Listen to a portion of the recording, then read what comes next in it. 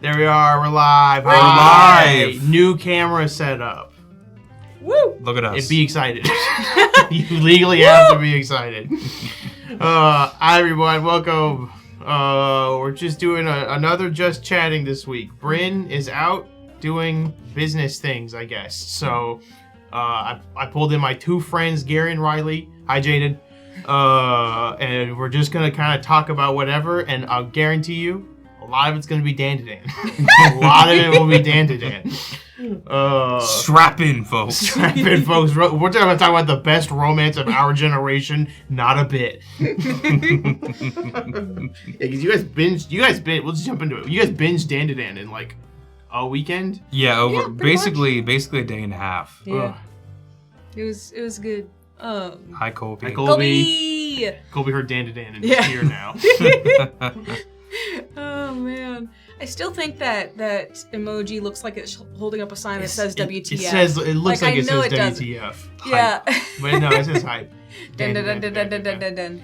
I'm here for the yaps. Yaps. Hi, Logan. Hi, Logan. All right, so Logan and Colby are both caught up on the manga. You guys have just watched anime. Just the anime. So Yeah. I won't dive into much more out of that. But what did you guys think of Dan to Dan? It's fun.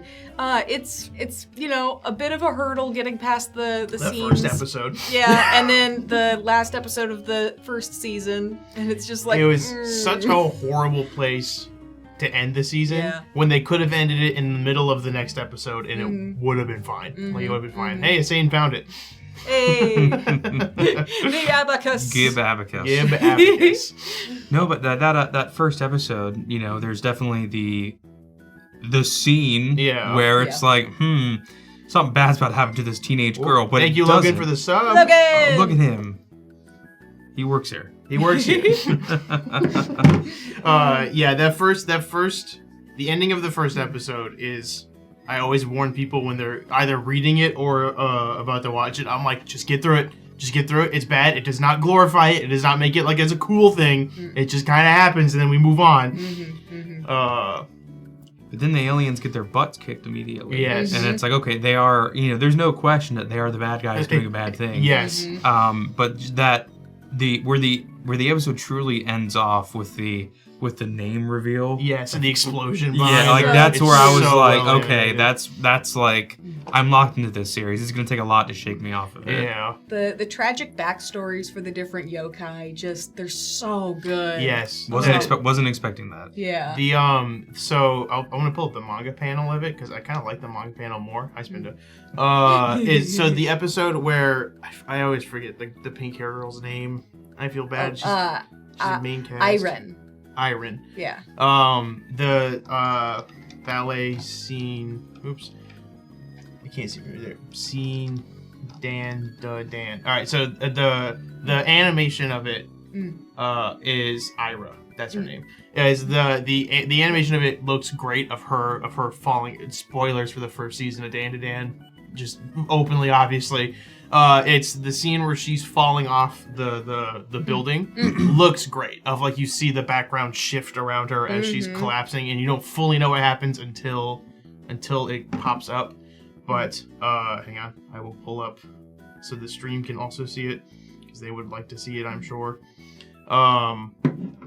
The panel of it, there's a specific one. This is the one. This panel, I loved this panel so much of it. I was a little sad I didn't get animated verbatim like this. Thank you, Adblock.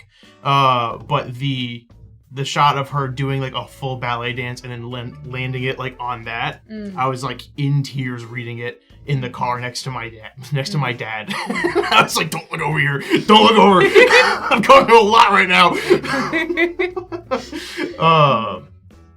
But yeah, the whole scene is brutal.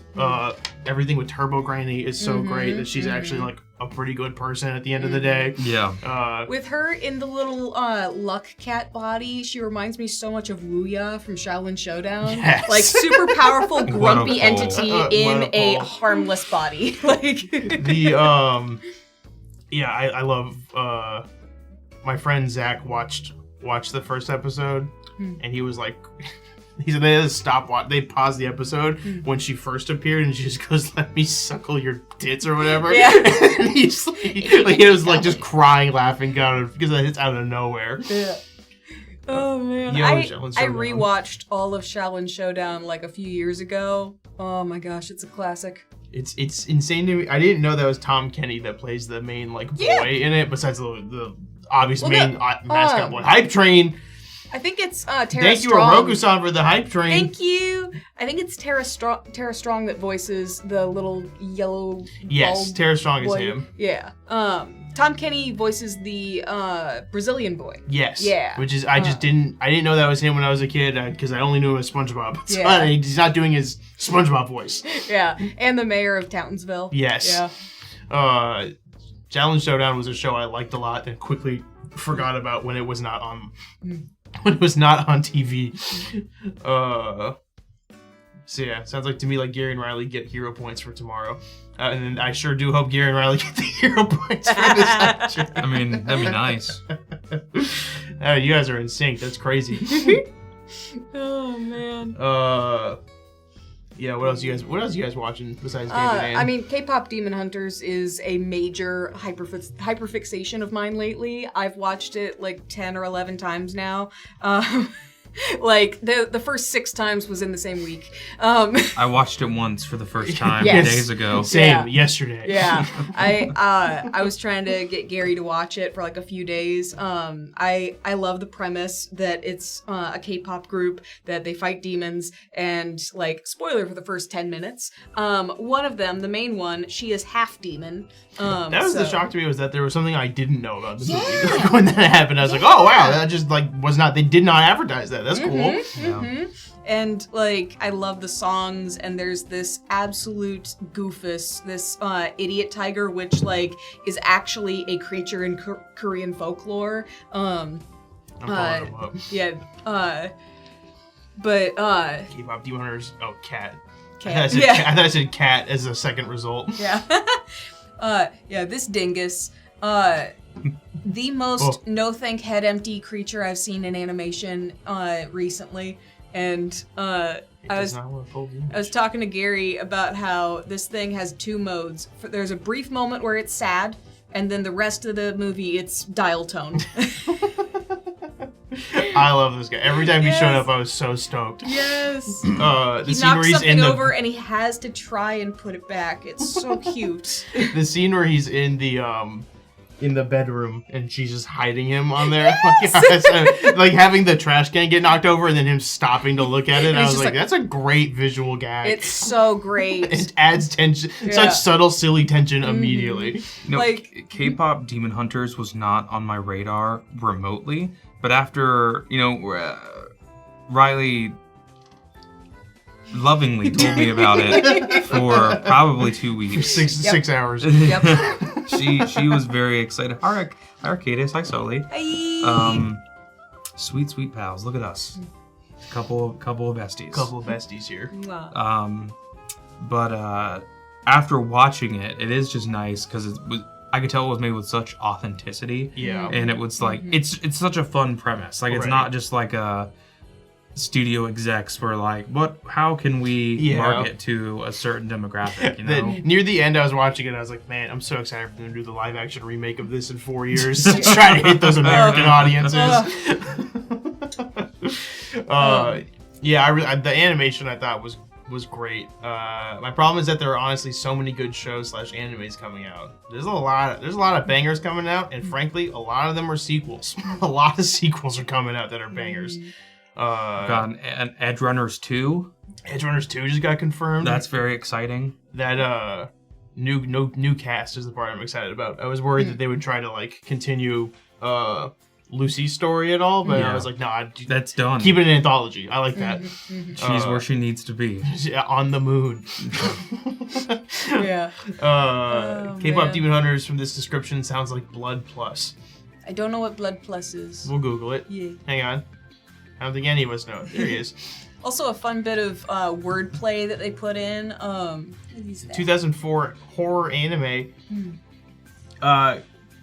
a word I don't know, are immortal creatures that feed off of blood and can change their form and disguise themselves as human beings. Red Jill has been fighting to examine them for years, helping blah, blah, blah, blah. Modern day Okinawa, Japan is a high school girl, of course. She has no memory of her life except for the past year. It's her power and her destiny to stop the violent Garabecta. After the high from last day of Friendsgiving, about to watch whatever this K-pop Demon Hunter movie is. Yes. Good choice. Goodbye. Enjoy it. My Hero Vigilante is my current fixation, says Colby. He's been begging me to watch that. You and I Are Polar Opposites is coming out next week, and I'm excited for it. A rom-com where the main couple gets together in like episode 1. Nice. Colby texted me about that, and I forgot to look at it. But he has been telling me both to watch My Hero Vigilante because he said it's better than My Hero Academia, and then You and I Are Polar Opposites he's been preaching about for a while about how amazing it actually is. Which I love a rom-com where you see the couple get together. Yeah.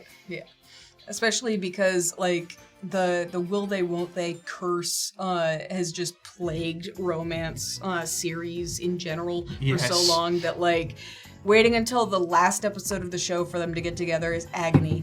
So I think Dan to Dan is the only one. Apothecary Diaries is incredible. It's so good. Sully's sister, because we're going on a Japan trip, Sully's sister texted me yesterday asking that if I see any Apothecary Diaries merch to pick it up for her while we're there. Nice. So far, everyone who I've told about this trip, I've been asked to get Apothecary Diaries merch. I've been asked to get cool chopsticks, which I'm tempted to just get chopsticks from 7-Eleven and just bring those back. And then my mom was like, "Get me a weird kitchen appliance." And I was like, "What specifically?" And she goes, "I don't know, something weird." And I was like, "Okay, well that doesn't I'll figure it out, I guess." You just get her a full bidet. for your kitchen sink. I've just been getting a shopping list of things to get while in Japan, and none of it's now for that you me. mention it. You're also getting 7-Eleven chopsticks. Oh man. Not an anime, but Sully is excited because Summers makes me crave trashy reality TV, and Big Brother starts this week. Haha. I just see people talking about Love Island and how I saw a girl on TikTok today be like, "Nobody." It's like she said, "I understand that people who are hot don't have to be funny because they've got plenty going on, but it's just not interesting to watch these people on Love Island be like, I have a brother and sister. Wow, that's crazy. I do too. Haha, you're so funny." Oh my It's God. like, what are you talking about? I saw some quote. I think it was. Where is the joke? I think it was from Love Island, where it's like, wow, after being on the island, it's taught me so much about relationships, and then it just showed. This quote was from a 35-year-old woman. I learned so much about relationships from this experience. And it's like, oh God. Oh no, Goodness, man. what was your starting point? What was the baseline? Oh, and Insomniacs After School. Yeah, I heard that's really good, actually. Insomniacs After School is a good anime that has no will they, won't they. It's just development of feelings. Nice. That's fun. I've been slowing down a bit on my anime because that's all I watched for a long time. So now I'm watching Venture Bros, which is truly hysterical. Yeah. It is like such a funny show. One of my favorite. Do you know the Venture Bros? Like anything about it? I know like of it, but Right. So it's like one of the first Adult Swim shows that was made, and it's just like kind of a play on like Johnny Quest's style of shows of like those old serials. And one of my favorite jokes in it is the villain, like one of the villains of the show, the Monarch. Him and his girlfriend break up, and so they go on like a double date with their new partners. But the Monarch just has some girl he met online, and she was like, "I thought the Monarch was like your handle online," and he's like, "No, it's my legal name." And then he's like, "What did you think? That was just weird." She's like, "I don't know, I thought you were just into cosplay or something." He goes, "This is not costume play, this is costume business." It's like, what a banger line to just like really keep moving on. Someone from. needs to make an edit of that, actually. So funny. Venture Bros is great. It's also got, I think I talked about it. I know I talked about it at some point. I don't remember if it was on stream or not. But there's a bit in the show where just randomly an alien shows up, and he's just like the observer or whatever. And his entire thing is that he is just there to just watch what's happening. So that anytime anyone goes, "Who is that?" he just goes, "Ignore me!" And like he's like an 8-foot tall alien, and every single time he does it, there's a point where it's like they ditch him. He gets in a taxi and drives back to their like base, and then the cab driver just goes, "Hey, that's $12." And as he's saying, he shoves his hand in the guy's face and goes, "Ignore me!" Keeps moving on. When Gary and I were watching Dan to Dan, and we got to the episode with the living anatomy mannequin that was just running through town screaming, like just him running and screaming, I was like, "This is some Corey comedy right here." I love that guy. Yeah. I'll tell you right now, he don't come back. He just and they don't explain him. He just is alive, loves his wife. Yep. That was just a bit to give one of the main characters a self-realization. Yep. And you know what? Sure. And it worked. Also, Gigi is such a dork. I love him. I love Gigi. I was not a fan of Gigi at first because I had the initial fear of. Is this just gonna be an annoying this is gonna rival? Right. This is gonna be the guy that he's jealous of, but they squashed that so quickly with them becoming friends that I was so like, good. "Oh, thank God, this is nice." Like when they start bonding over paranormal stuff, I was like, "Yes, yes, this is what we need." It's nice to see that they both want friends and want to be friends as well. Like I was like, "Okay, this is nice." It's like your ADHD friend and your autistic friend bond. Like just right. Gigi is very not autistic, ADHD coded. That's the part I like about Dan to Dan the most is that they look like they're about to play into tropes, with Ira also being like the girl that Okarun would also like. And then they get into the silly like, "I thought you guys were kissing" or whatever. But like it is just like nobody's happy in the situation and it's actual genuine miscommunication between everyone. There's no like BS miscommunication. Yeah. I think it also helps that they are in fact teenagers. Yes. So it would make sense that they are ruled by their emotions. Right. And it's I like when an anime, especially a shonen, treats their teenagers like teenagers, not just like a little adults that a teenager can relate to. Yeah. Everyone in Dan to Dan is so great except one. I think though except one comes up this season. And Colby and I share a hatred for this guy. Not because he's actually a bad character, but he's just he's just I'm not gonna talk about him because I don't want you guys. You'll know who I'm talking about when he pops up. But and anyone who's watched and read or who's read Dan to Dan knows who we're talking about. I like that using the yokai powers kind of brings out an element of the person's personality. Like Okarun, he's very pessimistic about life. He's always thinking that people aren't, wanting to be his friend as much as he wants to be their friend, and so he pushes people away. And when he uses the Turbo Granny powers, he's just like, "Oh man, this is a bummer." What a drag. and then Ira, when she uses the power, she just turns into like the most like ostentatious, over dramatic, like romance novel obsessed character. She's just like, "Get away from Lord Ken!" And it's just like, girl.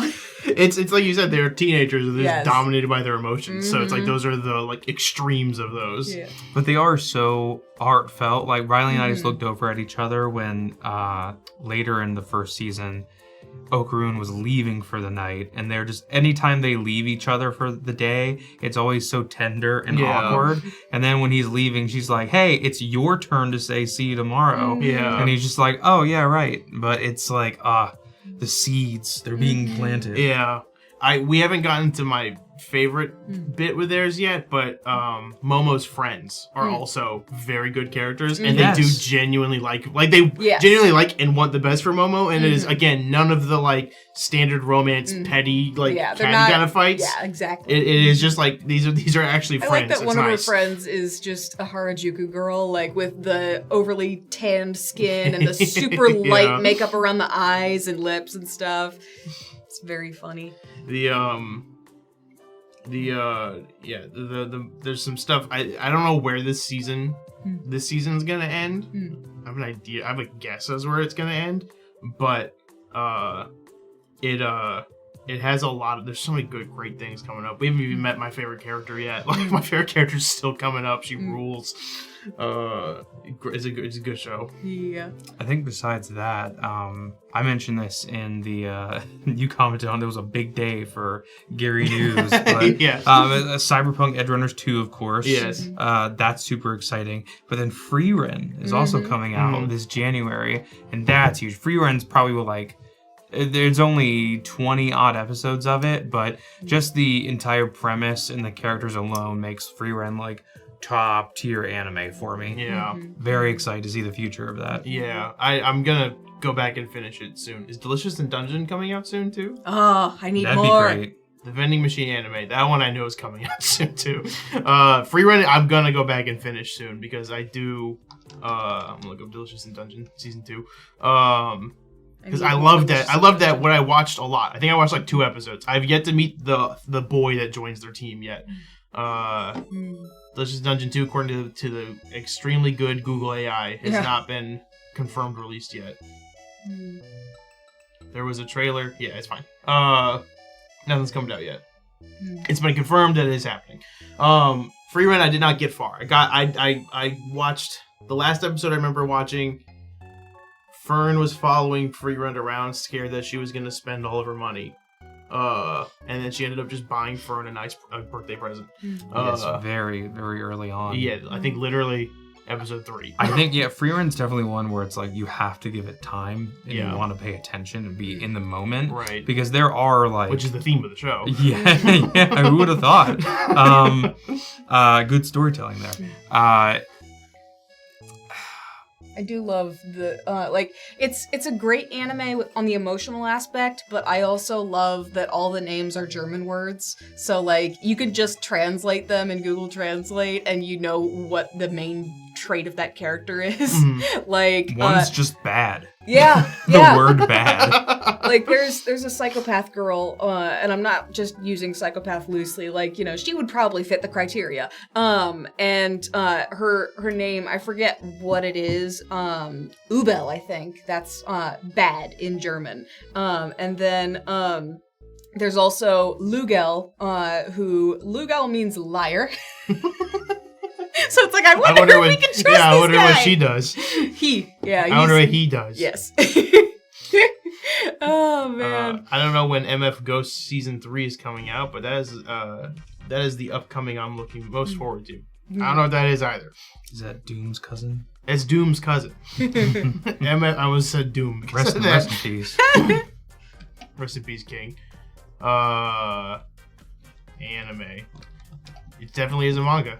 I've never seen it before. Is this just car racing? I see a car. Is this initial D? Self-driving cars are in widespread use in Japan. Public roadways are used for auto racing. And some man returns to the race. Car driving anime. There it is. What's that one anime that is like it's like a super stylized race anime, but it like shut down the Speed studio? Racer. No. I mean, like, that's true. It shut down the studio after one Is that Initial season. D? Initial D. That's where all the music like gas. No, it's not this. Stylized anime racing. What is it called? They cannot see the Google research, so we're safe. If anything, there's the horse anime again. I keep getting TikToks about that. I'm so annoyed with it. The For You page on Twitter loves the horse anime. This is it. What is this called? ReZero is getting its next season. I've heard ReZero is one of the best anime ever. And I have not watched it at all. Red Line. This is like a super stylized anime with the guy with the biggest pompadour. Yeah. But like it was so technically impressive. It looked amazing. It's like one of the best animated films like ever. But it was so expensive to make. I think it shut the studio down like after because of how much it was not possible for it to recoup its losses on that. But anyway, it's a fun little thing that I'll probably try to watch sometime soon. Cool beans. You guys watch Dorihito? It's on Netflix. The fact that you don't know what I'm talking about says probably not. The dead silence. Yeah. Dororo? No. Here it is. Dorohedoro. I've heard that this is amazing and is also another very stylized one that I only hear like amazing things about. There's a crocodile man? Yeah, it has something to do with like any stills from Redline you can show. It sounds familiar. Yeah, let me pull up Redline. I forgot to pull it up on the screen for everyone else. I'm gonna show the results page on this because it's safe. But like this is what Redline looks like. This is like the scene where he's like hitting the accelerator and you see like everything stretch around him. It looks super, super cool. That's the album cover for the OST. It is. I've not seen it, but it looks super cool. I want that hair. I want a 10-foot pompadour, just like JoJo. That'd make Colby even taller. And make him longer too. It would make you too powerful, Colby. You can't have it. Gary, what's wrestling been up to? I was talking to Riley today. I'm losing a little steam on wrestling. Some of the I definitely go through ebbs and flows of wrestling. I feel like there hasn't been like the problem is that there's like so much going on. Like they have an event like every 2 weeks. Yeah. And that's great, but like I don't have time for that. It's exhausting. And like especially with the weekly shows that are like 3 hours long and some of the storylines have cooled down. SummerSlam, which is the WrestleMania is the biggest pay-per-view every year. It's like the Super Bowl of wrestling. SummerSlam's number 2. For the first time, SummerSlam's going to be 2 nights, like WrestleMania is, so Saturday and Sunday. SummerSlam's in August. What's like, you gotta get your June or July for SummerSlam. Yeah. Like they have a really cool, I think this week or next week, like WWE and AEW have like so many shows. I think AEW has their biggest show this weekend. WWE is like having 2 different events to try and like counter program it. And they're doing an all women's pay-per-view, which that's really cool. That's cool. But they just haven't done like a ton to make it super interesting or exciting. Because I'm just like, I'll just probably get like the highlights of what happened. But like, it just hasn't really been... It's a lot of content you have to consume. Yeah. It's like to keep up to date. Yeah, like Yeah. I haven't been a weekly... I think the last full television episode I watched was the very first WWE Monday Night Raw, the first Netflix episode, because of the novelty of it. Right. And some important stuff did happen on there, but other than that, I was just like, I'm not gonna watch. I'm not gonna watch 6 straight hours of wrestling every single week. 3 hours of wrestling is a lot. That's a Lord of the Rings. Like it's hard to convince people to sit down to watch a movie that is 3 hours long. Like to do that for anything is a lot of content. Plus, like I think a lot of the it's John Cena's retirement year. That's very exciting. A lot of people have given John Cena his flowers after many years. People like the hardcore fans disliking John Cena because he's like, it's the dominant babyface conundrum of like, they call everybody if you're doing really well and you're not being beaten or you're being presented like too strong, they just call you like John Hogan, Becky Hogan, Charlotte Hogan, and I feel like a lot of the steam got taken out after WrestleMania. WrestleMania was so that ending was so lackluster that just like that's the moment I can pinpoint of like, all right, wrestling's like not my number one priority. I mean, they're doing record business. They make so much money, it's insane. Is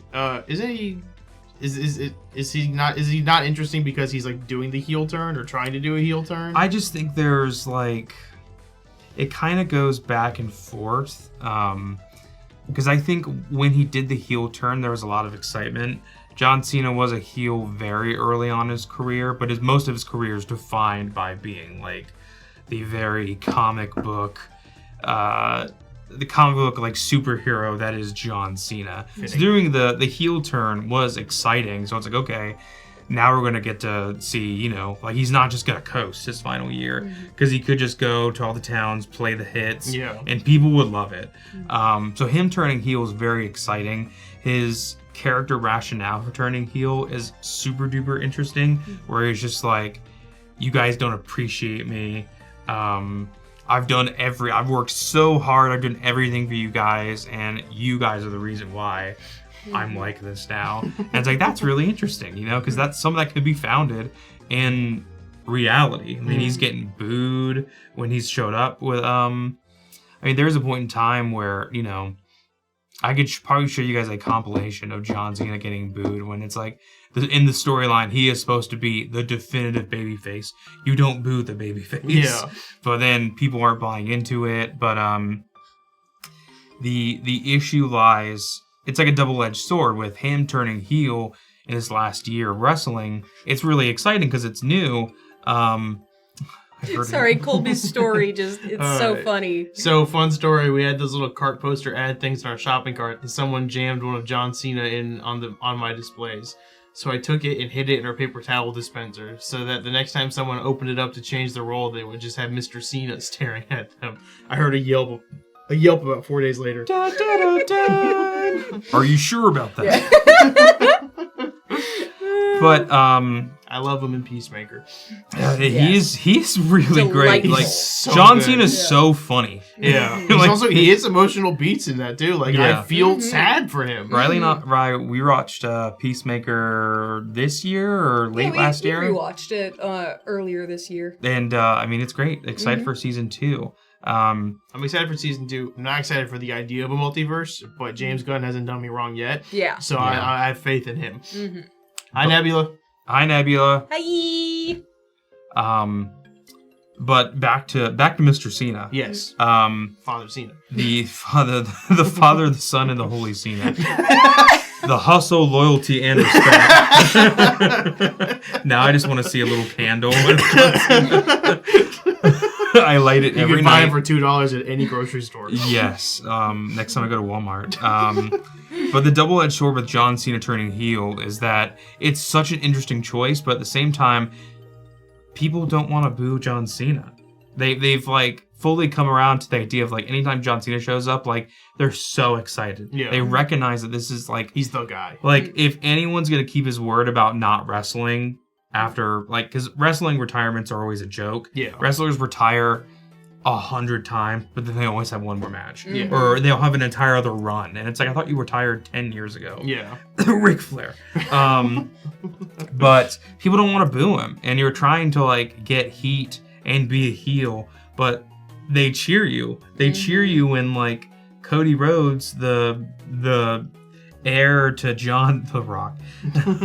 We'll get to The Rock. I feel like nobody's ever happy to see The Rock. Like I feel like even wrestling fans are like, oh, okay, he's back. I wouldn't say that he's got great range.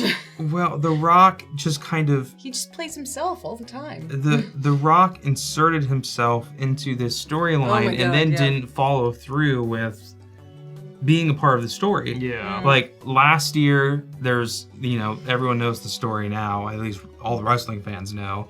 Cody Rhodes won the Royal Rumble. That means that he was going to face Roman Reigns for the second time at WrestleMania. He lost the previous year, so it's like, okay, this has been this huge story that's building up. And then The Rock shows up and is like, interferes with the real life. He becomes the real life like board of directors of the company that owns the WWE. Yeah. So then it's like Cody shows up very painfully. Like you could tell he's not happy giving this promo. Where he's like, "I will face you for the championship, but not at WrestleMania."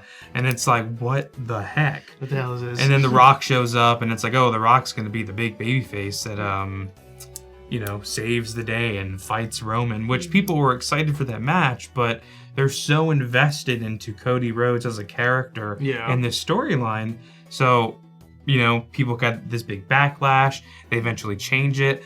The Rock pivots to being like this really great final boss character where he is like like some of the best heels in wrestling have been like the authority figures, or like it's like, oh, this guy's like the real life president of the company, or he is like a real life figure of power. He's the physical embodiment of the WWE. Pretty much. And then like The Rock did such a good job at getting heat and being a heel in 2024.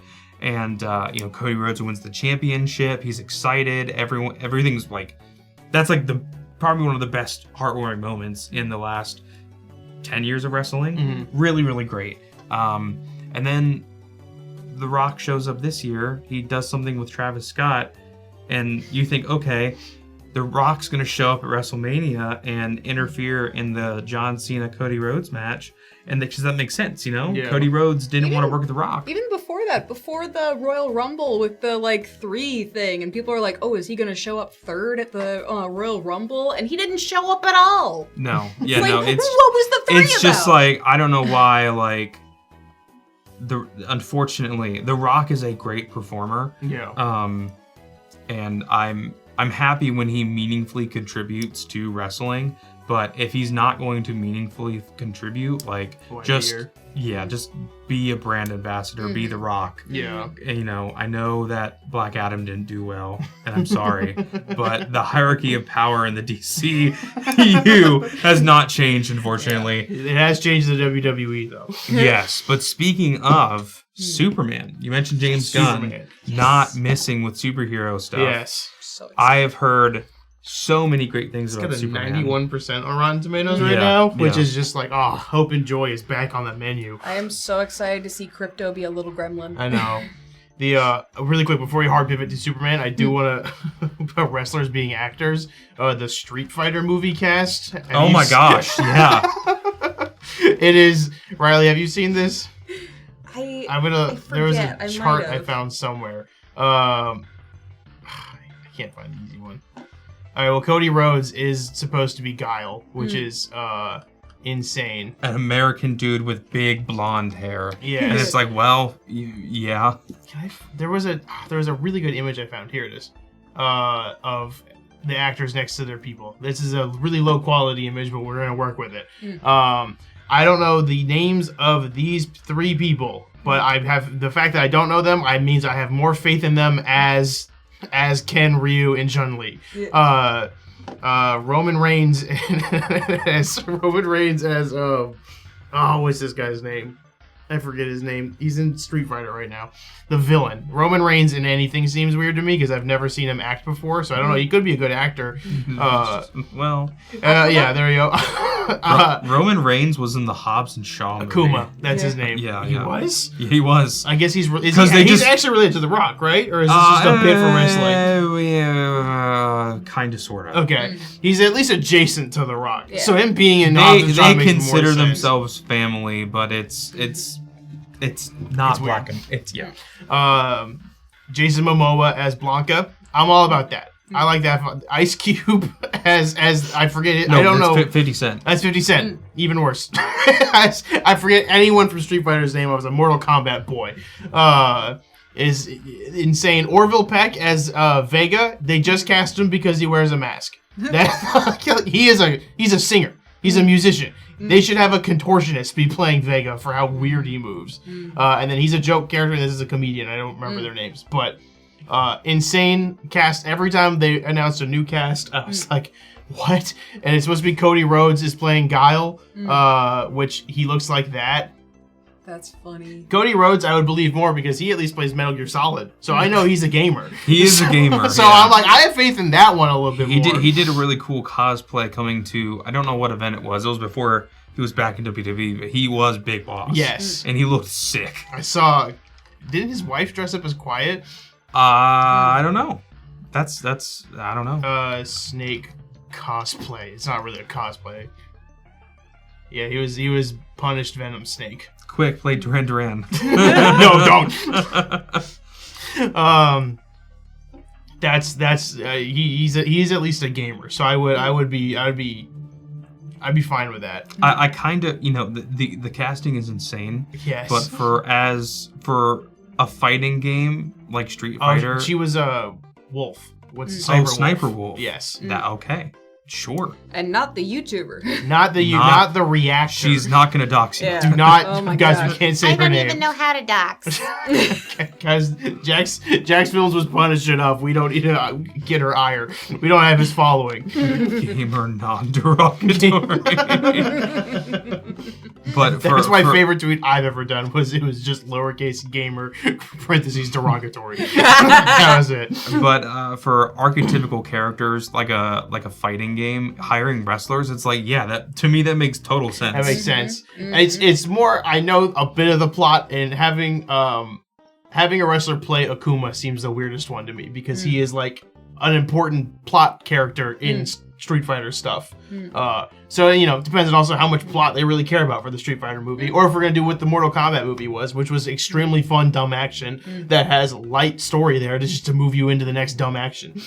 But now everyone just cares about hype and aura moments, so what else do you need? I love solo leveling. I love solo leveling. It's awesome. You mean the number one anime, the top anime of I don't get the show solo leveling. I get it, but I don't get like I get you. The story is happening around him, and his motive is just singular, which is fine. My friend, solo leveling is very mid. Thank you, Naxtoof. Yes, my friend. I was watching Full Metal Alchemist, and then he started watching Full Metal Alchemist. So then I saw him again a month later, and I was like, "Did you finish Full Metal Alchemist?" And he went, "No, but I watched all of Solo Leveling, and I loved it." And I was like, "What?" And he went, "Dude, it's Nietzsche's Uberman." And I was like, "What?" He's like, "Do you know Nietzsche's Uberman?" I'm like, "Yes, I know Nietzsche's Uberman, but you're the only person in the world to put any amount of thought into Solo Leveling." So just to like hear that analysis and like then yes, I know Nietzsche's Uberman. Just for some reason it makes me think of her sister was a witch. It felt like that, but I was more in disbelief than anything else. And he kept calling me an idiot because he's like, "You don't know Nietzsche's Uberman." And I was like, "I know Nietzsche's Uberman." That's not the problem. That's so funny. Oh my god. Anyway, that's my scathing critique of Solo Leveling. It's fine. The next UGT short needs to be a compilation of Corey yelling about something, yes, and then just zooming into me with the discombobulated noise, just the ringing, with like helicopters flying, like Nam Warfare. Gosh, Fortunate Son is playing in the Malevolent. God, if AJ was here, good lord. Yeah. Oh man. Superman looks great though.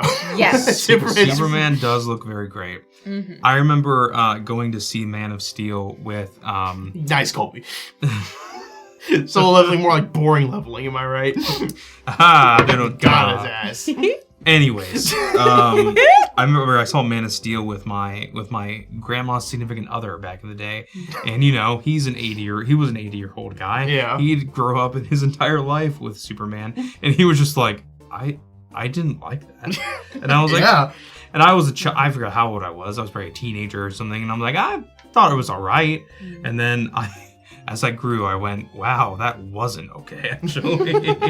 That was, he barely spoke in that film. I've not seen the full movie, but I was on a cruise, like, 12 years ago, and I walked I was just wandering around the boat on my own, and I walked to the back of the boat, and they were just playing it on a screen outside, and I watched it, and I watched him kill a man. And I went, that's not Superman. He doesn't do that. That's the very ending of the movie. I saw it and I was like, this sucks, and I'm glad I didn't watch the rest of this. And then I left. And I went and ate a buffet or whatever. The studio that did Full Metal Alchemist is making a new anime, and it's also the same creator as Full Metal Alchemist. It's her other manga she made afterwards. So I am very excited. It's Studio Bones. Studio Bones rules. They also did Mob Psycho 100, the other show I talk about nonstop. Who does One Piece? Toei. So it's that makes sense. So Naruto and Dragon Ball. Dragon Ball. Gosh, they how much money do you think they have? All of it. They use a lot. They reuse a lot of the same sound effects. So like when I'll watch clips on TikTok of like Dragon Ball and in Naruto, I'll hear a sound effect of like I know, I remember that sound from One Piece. But it's Toei that does it, but they have different like teams that work on the shows at times. Right. So that's how like current One Piece animation is truly some of the best animation you can find in anime at the moment. It's investment to get there, but it is like top tier animation. You have to go through the last 20 years of animation. And I think One Piece, the anime premiered in 99, but I think the manga was 97. So One Piece is a year older than me. We're as old as One Piece. 97 ongoing run. Original was July 2nd, 1997 was the original, was when it started. One Piece is older than me. And then the anime is 1999. So the One Piece is older than both of us. One Piece is more like the best show on television. Am I right? Let's go. Absolutely. That's your boy right That's there. my boy. I watched it on 4Kids when I was a kid, and so like anytime One Piece is mentioned, I just hear yo, like just that. Yo, he a pint of gum. Yes. Ah, it's so good. Yeah, the animation of One Piece currently is genuinely awesome. I will show you guys clips later because I can't show it on stream. We'll get copyrighted to hell. Toei is strict. What about if we that ask stuff. Oda very nicely? It don't matter about what Oda wants. It matters what Toei wants, and Toei don't want that. He's locked in the dungeon of Toei animation. I can never get into One Piece. I feel like it is probably good with how many people like it, but I just can't get into the premise. That's valid. Oh, It's that's not fair. for everybody. It is. I mean, if you don't like the premise, then yeah, don't worry about it. Yeah. If it is the amount of time and effort it puts into it, that is worth getting over and like powering through that. One Piece 5 years from finish for 30 years. We are supposedly in the final arc of One Piece. We are like at the end. Wow. And there are, with where the manga is at currently, there is a lot of endgame, seemingly endgame things that are happening. I think we have finally. They definitely have shown who the final guy is, like the guy to fight and beat. And they have never been closer to the actual One Piece itself now. Still don't know what it is. No clue what the One Piece is still. It's just a swimsuit. There's a theory that it's just on discount. There's a theory that it's a bottle of sake, and I like that theory a lot. There's a big legal dispute about who has the rights to Dragon Ball now. It makes me sad. That is sad. I guess with Toriyama Yeah. passing, and that does suck. I wish they would continue the Super anime. I guess the Super anime ended, It did end, quote unquote. yeah. But I mean, it took me a little bit to realize they're continuing the manga, and then there's all these stories. And I'm just like, who the hell's Granola? There's so many characters in it. The Super, I saw a lot of people like, and one thing I didn't watch Super much. I didn't watch Super at all. But of the stuff I saw, I liked how much humor is in it, because a lot of original Dragon Ball and Z is very, very like hokey humor. It's very funny. And later Dragon Ball kind of lost that, just aura farming, like we talked about earlier. So it was fun to see that kind of come back to it. I just think about I've only seen the first season of Dragon Ball and like a few scant parts of Dragon Ball Z, but just the pat, yep, you're a girl. It's just like, oh my gosh, Goku. He's a crazy little monkey kid. Yeah. Oda said that it was 5 years from end back in Fishman Island. Fishman Island was 15 years ago or so. Like 10 or 15 years ago. So he's a little off. Do you think when One Piece eventually ends? Yes, I will cry. Well, I was gonna get to like a very serious, tender moment of like, what would your emotional journey be with liking something that much? But do you think like there's got to be like One Piece spin-offs they're gonna make, right? I mean, there are One Piece spin-offs currently through the anime, but Oda himself has not done any official spin-offs. Like, do you think he will put it down for good? I imagine he would. He said in interviews before that he can't take breaks for too long, otherwise he doesn't want to work on it anymore and instead just wants to live his life. So he stopped taking vacations. To be a normal man. Like so that he can finish the story. He's been powering through health issues, all sorts of stuff. Like, of course, grandkids will cry. But there's two spin-offs that I know, not counting like any of the movies that came out. One of them is technically a movie, but not counting any of like the movies that follows like the Straw Hats on doing whatever. There's the One Piece fan letter movie, which is on Netflix. Super, super good. It just follows. There's the 2-year time gap in One Piece. It comes like this takes place literally moments before the episode after the time skip. And it is just about the people in the world of One Piece, like who are fans of the Straw Hat Pirates. And it's the main one is about a little girl who loves Nami. because she also is a little girl with orange hair. And it's her trying to deliver a fan letter to Nami before they take off to go on to their next adventure. And it's a very, very, it's beautiful animation. It's very sweet. And then currently they're making One Piece Gold is a great movie. I haven't watched any of the movies, honestly, but I've heard a lot about some good ones. I've heard some good ones about a lot of them. But the next one they're working on is just like a Chopper little anime series that's just like him walking around modern Japan. Chopper anime spin-off. And it's got a very, very cute animation style. Here it is. It's just called Chopper. And it is just about him walking around. He's just a little reindeer guy. He is reindeer. That's the going bit, is that everyone calls him a raccoon. It's our boy Tony. And it's just him going around modern day Japan, looking at it. It's very, very cute. Those are the only spin-offs, but like official like Oda doing a spin-off, I imagine he's just gonna Anthony. He's done. Do you think Oda has a successor? Like, because Toriyama was kind of had some people he was working with. There's the guy who's been doing the Super for a while. Yeah. No, somebody set it up here though that he does. I think it was Colby. It says that he has an ending ready, and I do know that there is a. I don't know how accurate it is, but he apparently Oda had called one of his editors and was like, I'm going to tell you the entire story of One Piece from beginning to end, so that way if I die, someone can continue it. And that phone call took 6 hours for him to explain the entirety of everything that's happening. I can imagine. And the guy who he told it to, like, kind of refuses to give any, rightfully refuses to give any details. Yeah. But somebody out there does know the ending to One Piece, so if something were to happen, then he can pick it up. Red is the big One Piece movie that has the fun anime girl that looks like Hatsune Miku, but with like a bigger, like with red and white hair. Yeah. I'm in. And then, and I think she's Shanks' daughter, which is funny.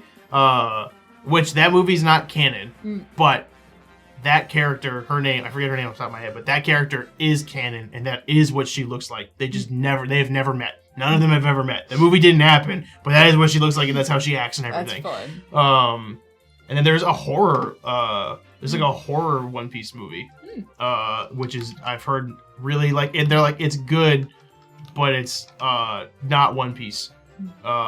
You see, there's just like some crazy, I can pull it up, this is also safe. There's like crazy cool animation in it. It just looks insane. I don't know where there's a shot where it's like a guy has like skin erupting out of him and it makes the faces of all of the Straw Hats that Luffy's looking at. Like that's why he looks all shocked like this. Yuta, that's her name. That's why he's looking like that. It is Five Nights at Sanji's.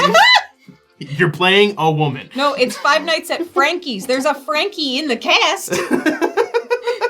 Five Nights at Frankie's. But yeah, there's like a horror One Piece movie that I do want to watch because I've heard it's just insane. But it's every review is like, it's not really One Piece, but it is good. So there you go. That's my allotted Nice. One Piece time. With the joke of them calling Chopper a raccoon, that just reminds me of when you said Bucky the Rat, talking about the Bucky's beaver. I thought we were playing Marvel Rivals and we talked about we had a Rocket on our team and we had a Winter Soldier. And so you said there's a Bucky and then I saw him run by and I was like, oh, you just called Rocket Bucky like the rat. And so now we just call Rocket Raccoon Bucky the Rat. So it's like, does the team have a Winter Soldier Bucky or a Bucky the Rat? Bucky the Human or Bucky the Rat? Exactly! I yield the rest of my time so Corey can keep talking about One Piece. I thought about today being the One Piece episode where I just talk about One Piece at length. And then we're just here, I guess? Yeah, well, no, my thought was it would just be me just solo. You by yourself. Just screaming. And then I was talking to Sully about it, and she was like, you should bring my cat. She was like, my cat Sabrina. She's like, bring Sabrina and just have a camera on her the whole time, just sitting in a chair staring blankly. And every now and then I just put like the meat Go-Gurt on a table so she can lick it off. So what you're saying is we were the fallback plan. We were. You were my default plan. Sabrina flaked, and so he had to go. Yeah, Sabrina had something coming up. Sabrina's agent is, the devil she was works on Fallon. hard. She was on Fallon tonight, so I couldn't compete with that. Oh man. Do not put meat yogurt on the nice table. I had made a joke saying that I would just completely cover the table in the meat yogurt and then just let her walk around and lick it off like a little monster. I mean, if anything, you just put spaghetti. Put spaghetti sauce out Sabrina loves. I know two things about Sabrina. She loves spaghetti and she loves getting picked up like a baby. She loves being held like a baby. It's her favorite thing. Whenever you do that, she's just like, help. Like just whenever I pick up my cat, she does not like being held. She loves attention, she loves being pet, but she does not like being like held. And the moment I always go, oh, it looks like somebody wants to get held like a baby. I just scoop her up and hold her like I'm cradling her, and then she'll firmly like rotate and squirm out and claw her way out of you, and then she'll be at your feet begging for attention. oh man. Formal request for no more meat yogurt. You misheard. It's meat go-gurt. It is not meat brand name. yogurt. That's a registered trademark, actually. Oh my gosh. Gosh, we mentioned it, but Marvel Rivals Season 3 comes out this week as well. Yes. That is That very new exciting. Emma Frost skin is awesome. Emma Frost looks great. All the skins look great in it. I love the Squirrel Girl one. Jean Grey. Yes. So Jean Grey's excited. very exciting. You have a bucket full of meat go-gurt? How dare you, Colby? It's loose. I don't like that. I don't like that one bit, actually.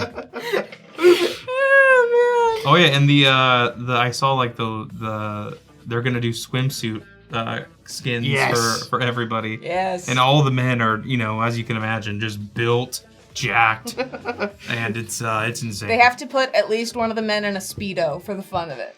I think most of them are actually. Yes! I know the Punisher is in the concept art at least was very much just like a thin bathing suit that has a skull over his crotch. So, which is good. That's so he can, when he has to re-up his trademark, he can say, see, look, it's in use. It's in current use. I work in marketing, I know. You know what's really funny is in the current Ultimate Universe, the Red Skull, like from World War II, took the Punisher's skull, and now they're like the neo-Nazis. And that's like them making fun of the current guys who are obsessed with the Punisher, is that they are just straight up neo-Nazis, but it's the Punisher but red. Yeah. And I was like, that's a fun way of playing that, and like poking fun at them. Not Chatting Kids gelatinous is specifically meat for ooze you. bucket. Ooh. There's too many oozes. And, There's so much goo on this desert moon. It's where all the moisture goes. It becomes to life. I've come up with... because now that what I've been doing is we've been doing those random encounter tables, I've been refilling them with like other ideas, and I came up with a couple.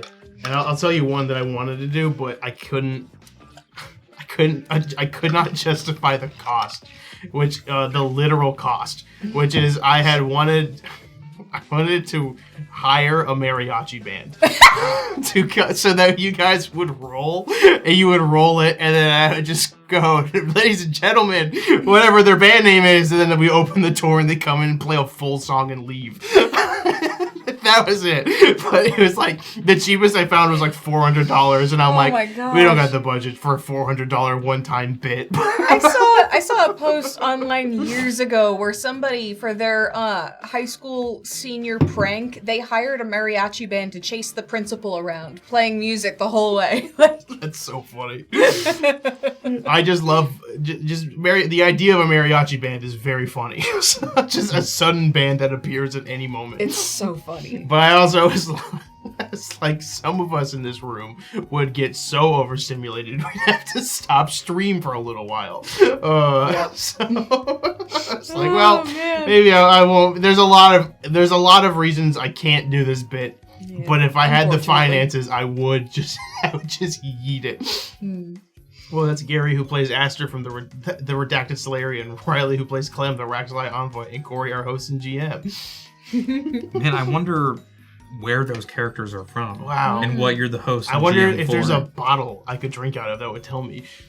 I wonder if there's branding. Man, I'm thirsty, guys. God, what a natural plug. What a natural plug for a shop designed by humans.com/UGT show. I still can't believe that you had Nosferatu in the middle of this desert moon. It's so funny. And he's just like, ha, you fell for it. It's like The episode title for tomorrow is Nosferatu (2025). that's really funny. Oh goodness. I was just scrolling through. I can't wait to get punched that Skarsgård. I was just scrolling through creatures on the Archives of Death, the Starfinder stuff, and Nosferatu was just there, and I was like, "What?" I was like, "Is this just like a ship named that?" And then I clicked it, and it was like, "No, it's him, The man." And I was like, "What?" Welcome. Nosferatu is canon in the Paizo universe. Well, it's like Earth is canon, so it could be the Nosferatu that we write about, I guess. He's just alive and real and in the desert for me. What episode are we on for secrets? Oh, great question. I can find out.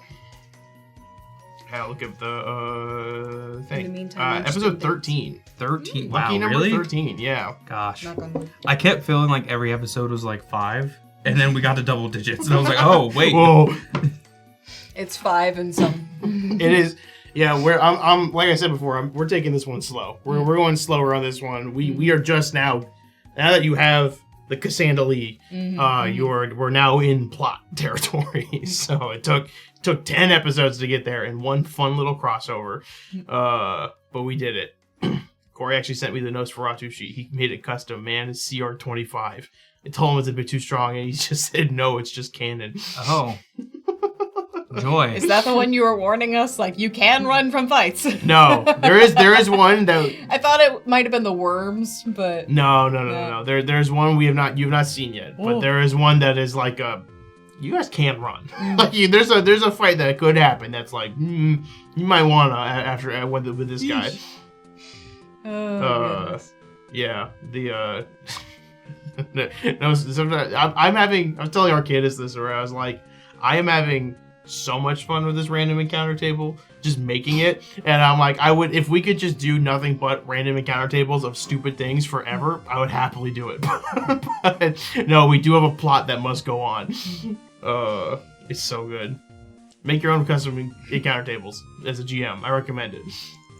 Sadly, the Stars crew has no way of knowing that Aeon's crew showed up because there were no living witnesses other than goo. Yeah, from our perspective, we just went through this portal, went supposedly back in time as far as we can tell, and then when we came back, the guy we were going to talk to exploded. Yes, he was not there, and we were you crashing. Could not see him, and then there was an explosion in the hole, actively crashing. There's been so much that's happened. It's been, don't. Oh my God! Is there a bare naked lady? Is there a couple of them? Look in the corner. The bare naked ladies. There they go. That's who I got instead of the mariachi band. They were $300. They were just in our budget. They're just doing it for the fun of the game now. They got that Big Bang Theory money, so they're chilling. I love how while Corey and I were just absolutely dying, you're just over here like I don't even know what I was gonna say anymore. It's Ben. I do remember now. 1 week since you looked at me. Can I continue? Please? Yes. Well, you look at me, but he's the one that keeps going. Listen, he's the host here. I can't tell him what to do. Please. You can't tell Conan to stop laughing. Or Jimmy Fallon. Or Fallon. With the crossover between Secrets and Aeons, which I highly recommend you guys watch. Because it's, you get to see AJ run some Starfinder. You get to see Corey run some Pathfinder. I'm sure those are very easy to do and fun. Yes. I wasn't scared the whole time. But that chain of events, I feel like now, even still, we haven't really... I feel you, Logan. I also worked at the Jimmy Fallon ride. We haven't really had time as a group of characters to be like, yeah, so all that happened, right? And then we met a god, so that is also a thing. You guys have been walking in the desert in like presumably silence for like 7 days of just like, this has been a long week. Yeah. Clem has been wilting twice over the journey just because of the sun. She's just like, oh. I made some joke to AJ of throwing a hard enemy at you guys and being like, this is like a weed whacker for Clem. And he was like, wouldn't a wood chipper be more accurate? I'm like, a weed whacker is just as big of a threat to a flower as a wood chipper is to a log. And she's like, yeah, that's fair. The question is, are Raxolite bodies more like the stem of a plant or more like wood? See, there's so many questions about Raxolite anatomy and physiology. Starfinder. We're gonna look. We have the time now. We can pose these questions and get answers. Yes. Blah, blah, blah, blah. In the word race, yeah, I know what that means. Okay, from the composition of their bodies to the starships and flying cities they call home. With their tiny bodies lacking physical strength, they make blah, blah, blah, blah. For others, blah, blah, blah, blah. Physical description are composed primarily of plant matter. Their round heads are large in proportion to the rest of their bodies and topped with either a flower or cluster of fluffy seeds. Small hands are capable of delicate manipulation, and their legs end in tempered stumps. I didn't know you didn't have like feet. Yeah. The wood covering hardens over time, restricting a Raxolite's movement. So there, it is hard on the outside. So it is like a tree. Logan. Doc didn't even know there was gonna be goo a month ago, and now he's met 4 of them. And he wears them as a jacket. Never getting only feet. This is how we know we're all friends. Clem doesn't have any dogs. Her dogs are not barking. The only dog she has is Inner. She got that dog in her. Almost as central to life among adventuring Raxolites is the Lifting Floret Activation Network. The Elfan arms. Oh, that's what that means. I thought that was just like a name. I didn't know it was an acronym. The 2 wolves are bullying someone and trying to shoot them in the face and missing. No in between. Yep. That's her 2 modes. All right, that's the question. That's the answer. Is that it The is other is wood smaller on and loud. That's the answer to the question. They do have Yes. wood on the outside of them. Yes. So wood chipper is also a threat to Clem, like most living beings. Space bully. Yes. Honestly, yeah, that's pretty accurate. She just bullies all our enemies. She's like, your friends are gonna beat you up about it, and I remember how, like, I made you guys laugh so hard when I said beat you up about it, because it was like, I heard your friends talking bad about you, and I think they're gonna beat you up about it. And you guys were like, they were talking bad about you, and they're gonna beat you up about it. I forgot about that bit. Jellyfish. I never seen Kevin laugh so hard at something other than the logic of that sentence. I miss Kevin. Oh, Kevin.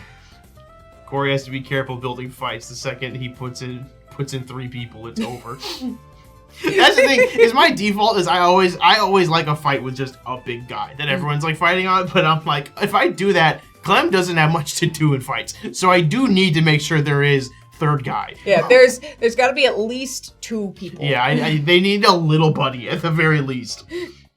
All the scenes I see Clem, it is just her saying something off the cuff thing, and then the enemies being confused. She's just a little Southern belle. I do like you have the ability that they don't even have to speak, but they can understand you and feel bad about whatever you're saying. So funny. It's a reverse empath. Yes. you You will understand me. It's one of my favorite art things is the Jean Grey making Cyclops feel her period pains. Yes, and then Emma Frost comes in, and then Psylocke comes in. Have you seen that? Yeah. Just her doing this, and then it's him crumpled on the ground. I should save that one, Colby. I should use that on stream. Every big guy needs a goon.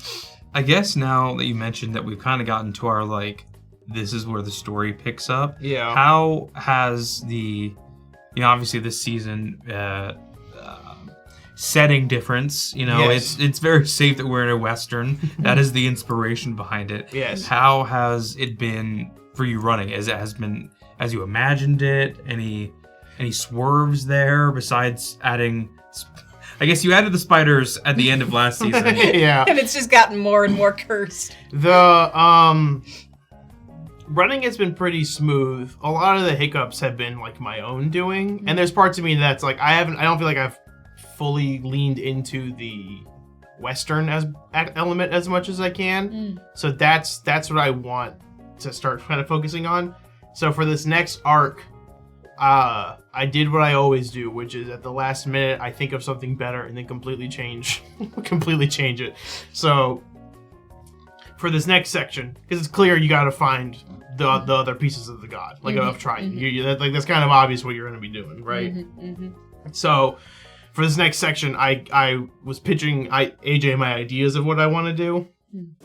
And then there was one that I was like, I just kind of thought of, and I think this might be fun. And he's like, well, that's the one that got the biggest reaction out of me, so probably that one. And I was like, all right, well, now I gotta do that.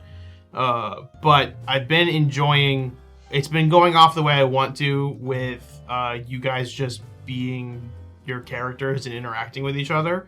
Because with retrospect on the second season, I did not allow enough time for you guys to really expand on your party dynamics, like inner party dynamics. So I wanted to also allow extenuating circumstances that Right. limited the time that we had. Right, and then Yeah. that's on me as the GM and the writer of it, is I did not give you guys enough time to kind of build up on that. So I'm like, all right, this time I'm gonna really hit the brakes on this. I'm gonna let you guys, especially because we have a new person that needs to get also intertwined with the party. So I'm gonna make sure I really allow you guys to do that, and that's why for like, you know, a good chunk of these episodes, it's been like you guys kind of doing like not nonsensical or like important things to what's happening in the moment, but these are not like grand scale things you're doing, you know. So that's what I've been happy with that, is you guys are able to actually talk with it as characters with each other. Well, yeah, especially compared to the last season where, and no complaints about the last season, but there was this like, you know, this really big mystery that was taking us to all these different places. Yeah. And then like Riley mentioned, circumstances in real life happened.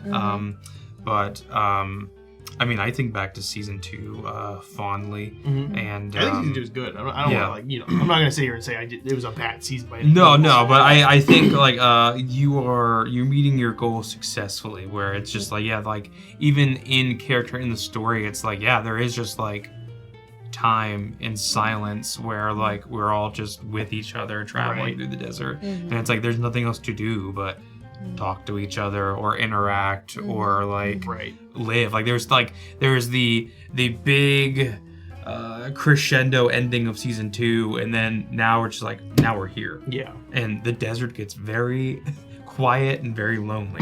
So it's like we just have each other. Yeah, that's what I wanted, was to force you guys to both force you guys to talk to each other more, and then also have you build up a relationship with this small town as well. Finding identity within the town. And then it's even great with the addition of Logan, who has been, I'm gonna compliment you, buddy, phenomenal. Love the addition of Logan to the cast. But us all being strangers to the moon, and then Logan having lived half of his life on the moon, and so we have more of a reason to like bond with that character out of necessity too. Like, you are an experienced person, you've traveled here, you get it. We are clinging to you desperately, going, please help us. It props to Logan too for his character being able to run a character so well as Doc with for that first episode with you guys meeting him. I had told him, I was like, if you want to fight him. Like I had kind of given it to him where I had the circumstance. I knew that the squid thing would pop out, so at some point your attentions would co-align to focus on that. But I was like, if you think Doc can take a shot at them, take a shot at them. Like that's fully up to you. And you know, that was my guiding hand of like, I knew if things got too serious, then a squid would pop up and kidnap Astra. So like something else demanding would happen. But props to Logan for handling all of that very, very well. Big props. I think especially with season 3 and us being on the moon, like, you know, all of the characters except, say for Logan, are really out of their element. Right. You know, we're not going through the Lori routines that we've all known for varying points of time. So we're also getting kind of like a deeper insight into it's like, okay, when you're not set in your routines in your current life path, who are you? Right. What decision will you make in the moment? Right. Yeah. You guys are in a completely alien, pun intended, I guess, but like completely alien location with no stability underneath your feet. So you have to scramble to find it on your own. And the only stability you have is each other. Well, even that great scene with between Logan and Valia, where Logan talked about, or Doc talked about his code. Right. And then Valia just kind of muscle memory instincts take over, like no survivors. Right. And then they had that kind of talk, and Valia's like, yeah, no, I've just been doing things this way out of necessity, you know, like maybe there's some exploration for, you know, being a bit more merciful or not having to do things the same way you've always done them. Right. And I know that my character Aster can definitely relate to that. It's something I'm interested in exploring with the crew and especially Doc. So very exciting stuff. Yeah, it's been fun watching you guys find your identities outside of being Loris. But it's also, one of my favorite parts of the season is also being able to play Pepper more, because my fear, the natural, like that's we were talking about romance animes earlier, right? Is like the reason that the romance always happens at the end is because the interesting part is how they get there. It's very rare that the romance is still interesting and dynamic after the romance. But that I never super loved. Pepper. I've never super loved that idea because I think the interesting part of the relationship is also the beginning of the relationship. The boring part of the relationship is when you've been married for 20 years and you guys know each other because you just are one unit at that point. Watching that unit form, I think, is just as interesting as watching it begin. Seeing the two work through communication issues and how they handle issues differently, it could be pretty compelling. And I also think an important thing in making fictional relationships interesting is how they respond to circumstances outside of their control. Like, they could be completely on the same page and in sync with each other, but then something outside of their control can affect them in two different ways. Right. And that can cause conflict. Right. And so I think that's something that a lot of writers can overlook as well. So the other part to me is also with Pepper and Chip, there's two angles of I wanted there to be some inner conflict with them that made sense. So that's why I kind of had this scene of like Pepper being frustrated, being like, I wish you just talked to me beforehand. She's like, I support you, but I want to know these things beforehand. That's a very common relationship struggle of like, you're getting used to having to communicate these things that are just not, you never had to communicate really before. And then, especially like a life-altering decision like that, it's like, whoa, that affects more than just you. Yes. Yeah. So there's that, but then the other part of it, I also, this is the weirder kind of side of it, but so in a lot of media, shows, comics, TV, whatever, movies, when it's like the stronger woman ends up, when it's like the weaker man and the stronger woman dynamic of like the inverse of like what's to be expected, right? You never see it beyond that relationship beginning to form, and the funny, you just see that funny playfulness of like, haha, isn't it funny that the buff lady likes the little guy? Like, you just kind of see beyond that. I was like, I want to move past that. Like, yes, it's funny, obviously. Like, it is a silly, its idea within itself is funny, watching this very strong, competent woman like the funny little robot man. Like, that's fun. But I want to see what happens after that, because then now we're also into a more interesting and unique relationship dynamic than what we're used to. And it can also be a little tricky, like portraying a fleshed out relationship when one of the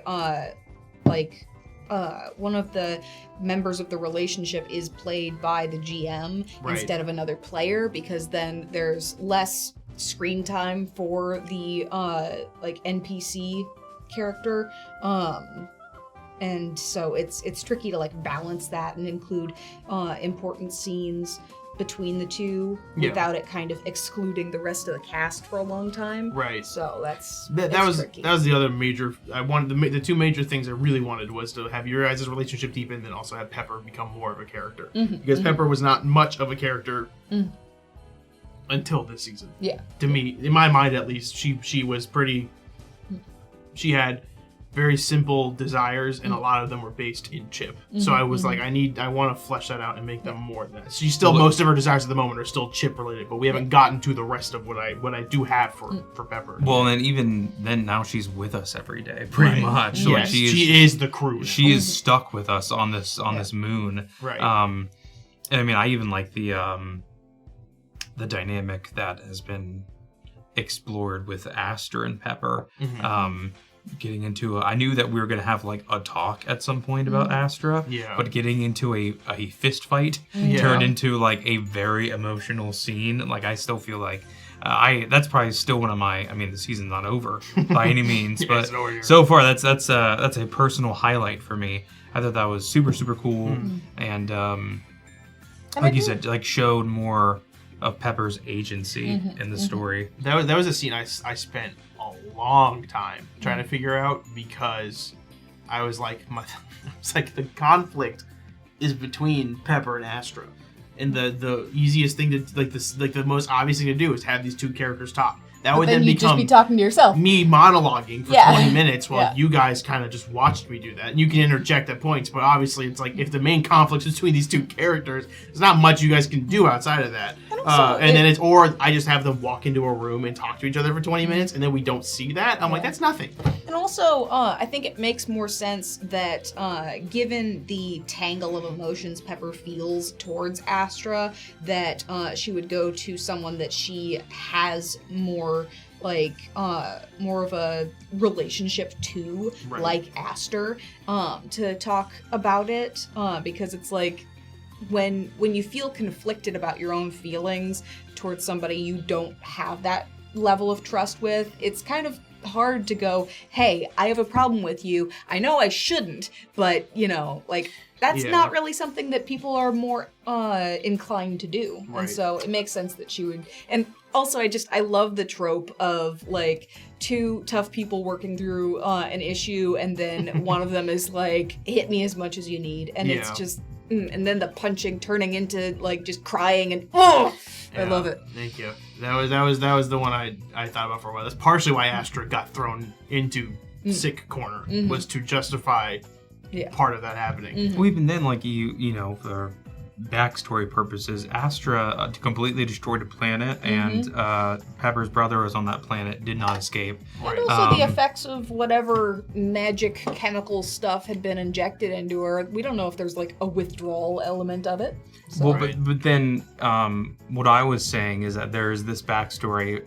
Pepper definitely has this extreme point of contention with Astra, but something that I felt compelled to say as Aster is, like, you know, I know you have this problem, and I know that you're a good enough person to not take this out on the sick girl and instead take it out on me. And that's, you know, that means the a lot. The closest thing to her. Yeah, like, we can, you know, you're your brother's keeper and I'm my sister's, which I, you know, pat myself on the back for. That was a really good moment. Good job. Good job. I like all the narrative parallels going on in the series, especially in that episode, because, you know, Doc's backstory involving, you know, the Brutal brothers and elements with his own brother, and so it's like all sorts of sibling grief and death and things like that, and so it all coalesces very nicely. Yeah. So. There's some parallels coming up that I'm excited for, that I won't say much about. I won't say anything about, really. But yeah, I'm pretty happy with how the season's been going so far. And it's also, I've been having more fun with it as well, because I'm able to have funnier episodes that still matter, you know? That's kind of getting back. I feel like there was a point where I was writing very serious episodes for a while, especially near the end of the season. Yeah, season 2 was a very dramatic season. Right. So. And there's, like, at the core of it in my mind, Secrets is still a funny show. So it's like, I want to make sure we're finding that balance still in there. of having funny but real moments within too. Yeah. So yeah, it's fun. Mhm. Good show. I recommend Yeah. it. Mhm. I'm biased, but I think it's fun. We're absolutely not biased. Where could you watch it? Currently on the VODs right now. There's links. Literally, if you're watching this video and you're this far into it, links everywhere, like all over the place. In the corner, UGT show. It's nice to be at a table where the entire cast has your back in both storytelling and goofy times. Yes. Heck yeah, dude. Yeah, we've got a very good crew over here. It's fun. It's good times. Undeniably. Hey. Branding. All right, fellas. Well, I think we're gonna leave it there because it's getting late and I still need to go get dinner. So, thank you guys so much for joining. Yeah. This is another chill one. We get a taste with Corey for one episode. I'll be back on Aeons so soon. I'll be back on Aeons so soon eventually. Thank you guys so much for joining this week. Hope you enjoyed it. If you did, let us know. If you're watching on Twitch, thank you for watching live. Give Abacus, of course. Follow us on here if you can. It's the best way to support us for free. If you're watching on YouTube later, also same. Subscribe, like, and follow. All of that. That's a huge help for us algorithm-wise. Let us know that you like it.